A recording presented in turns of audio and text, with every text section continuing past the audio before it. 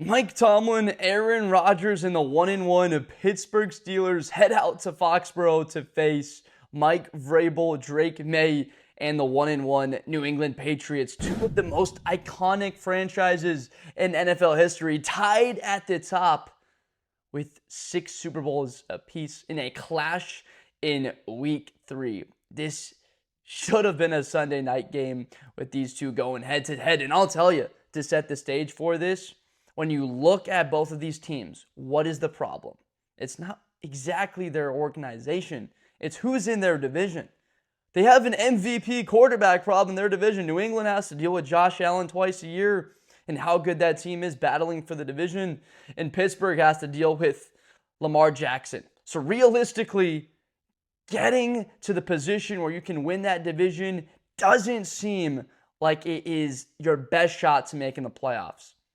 So it seems like Pittsburgh, it seems like New England will be teams that at the end of the year are hovering around that 9-8, 10-7 mark, and a tiebreaker win over the other. Come back and watch this video in late December, January, because both of these teams look like they'll be there at the end. A tiebreaker win against a conference opponent will be huge. Now for this matchup, Drake Maye looked like the guy that we've been waiting for him to look like. The kid at North Carolina, relying on his arm talent, aggressive with the football in his hands. Now, it was against Miami, a team that you can, in some way, call soft.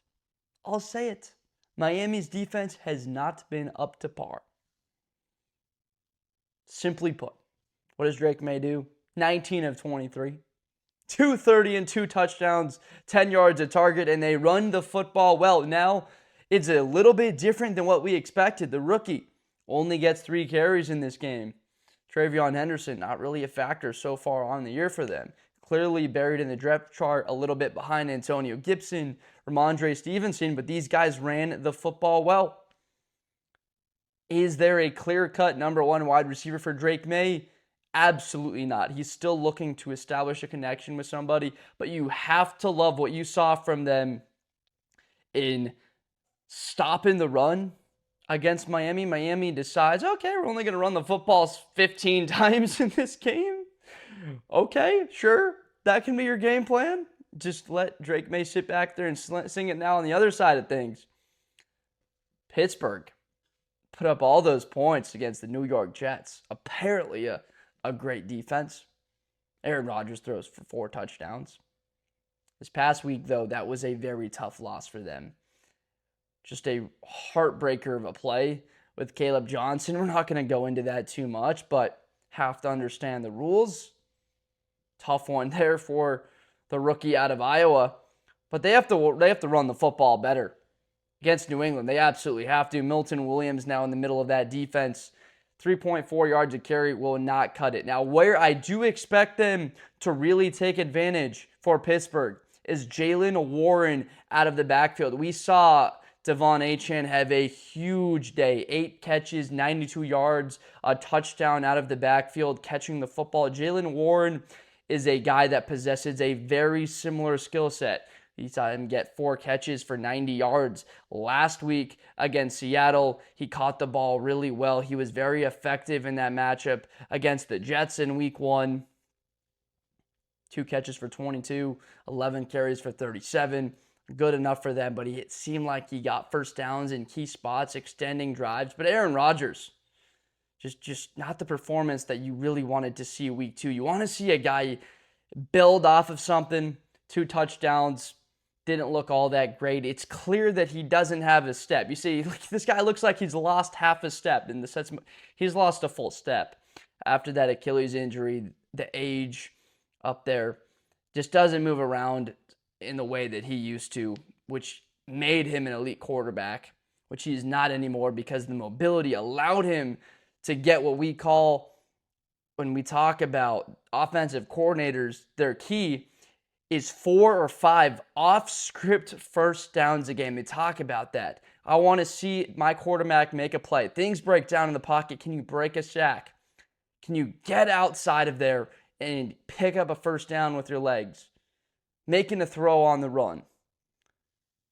50-50 ball, you put it perfectly in position where your wide receiver's in a spot to make a play. We have to see more of DK Metcalf. This is going to be a lot of fun, getting to see that matchup on the outside. We know who DK is going to be lined up against for New England. Fascinated by that one. Now for Pittsburgh, they've got a guy that can cover now. A similar type of piece that they had in Minkah Fitzpatrick. They've got a guy in number 5, Jalen Ramsey, that's physical. He's going to have the task of looking at Stephon Diggs across the way. Excited to see that matchup. Seeing him line up against the rookie wide receiver for New England. The backside of the backfield, Jalen Ramsey has had an element to his play so far in this season that really excites you. Joe Hayden over there. Jack Sawyer, the rookie, comes up with this sack. A lot of positives to look at for Pittsburgh. Even talking about the second or best defensive player the last couple of years in TJ Watt. Cam Hayward, week 1 with the injuries. Have to see that guy on the field after the contract. So, but this is a great matchup. What do I expect New England to do in this game? Is a lot of what they did last week. We're going to run the ball to pass it. Going to start off establishing it. I can't tell you if Travion Henderson gets more carries. He's a type of chess piece of Swiss Army knife that few teams possess, that have that game-breaking speed that can break it at any time. That's also a physical back and might already be the best pass-blocking running back in the NFL as a rookie. Just go and watch some Travion Henderson pass-blocking film. You'll be amazed if you haven't seen it yet. It's like watching a wide receiver catch touchdowns. I'm serious. It's really fun. But Drake Maye, keeping the targets, his number of times he throws the football somewhere in the 20s, you'd have to feel really good if you're New England. Making sure that he's putting the ball out there on time, that the run game, they're able to establish it. Very tough to do against Pittsburgh's front. And for Aaron Rodgers, that's just what it sounds like every game they've ever won is. Aaron's 21 of 29, 2 touchdowns, no interceptions, and 228 yards. That's just a typical Aaron Rodgers stat line we've seen so many times consistently throughout his career when they go out there and play a good game. The run game needs to be there. The rookie gets 1 carry. I mean, it's seemingly around the league. Some of these younger players have not been getting the rock as much as we assumed they were. He goes 3rd round. We saw Henderson in the 2nd. Their teams aren't utilizing these high draft picks. It's like they are waiting to develop them. But when we have big games and you have pieces that can go out there and make an impact, there's one certain guy for Pittsburgh's offense that I'm sure needs to get the football more, and that's Pat Freiermuth. How many teams have a 6'7" weapon over the middle of the field and have a 6'4" monster that runs almost as fast as anybody? That is so tough to cover. And DK Metcalf, him and Aaron Rodgers, we've yet to see them really connect and have a big game, and I don't see that coming against the New England Patriots. They'll have a weapon. Vrabel will mix it up, and they will take him away from the game from a sense of him being explosive for them. Keeping a roof over the top. All right, Pittsburgh, you want to run the ball 30 times and beat us that way? Be my guest. We're fine with shortening this football game, keeping it 1 score in the 4th quarter where we're at home. That is exactly what New England is fine with, keeping it close. They have faith that they believe that they can win these 1-score games because of this new coaching regime they bring in. Mike Vrabel is a winner. He wins. He's like Kurt Signetti for Indiana. Look up Mike Vrabel. He wins. This guy's a great coach. Great with time management. Establishes that physical brand. We've seen New England be iffy in week 1. Still pretty good against the run. A little bit susceptible to the pass and Geno. But last week, bounced back in a decent way. Tua still had some yards throwing the football, 315, but New England outplayed them. fired up for this matchup. Really think that you should be too. Who do I have winning it, though? That's the question. I have the Patriots winning this game on a late field goal, 24-23. They pull out the win at home. Truly believe that New England is a team that can be 9-8, like right in that range, and be a contender for the playoffs. Buffalo just looks at a level for Pittsburgh. Baltimore looks at a level that neither of these teams are at. Neither of these teams' quarterbacks are at that level.